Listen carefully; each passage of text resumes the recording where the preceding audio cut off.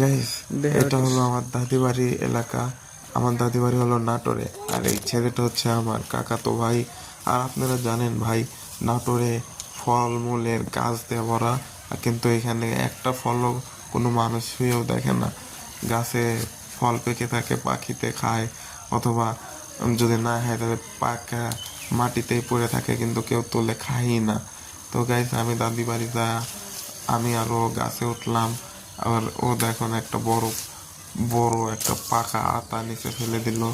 ওটা দেখাচ্ছি, ওটা অনেক বড় কোনে গাইস। ফেলাইলি? এটাকে আমরা আজকে খাবো। তো গাইস দেখুন, আতাটা বিশাল বড়, দেখতেই পাচ্ছেন। সেই ও আর একটা আতা পাড়তে যাচ্ছে, ওইখানে আর একটা বড় আতা আছে। তো গাইস, আমার দাদি বাড়িতে এই ধরনের অনেক আতা গাছ আছে যেগুলো কেউ খায় না। লে এখন আমিও খুব একটা আতা ফল পছন্দ করি না, কিন্তু এগুলো সেই লেভেলে মিষ্টি।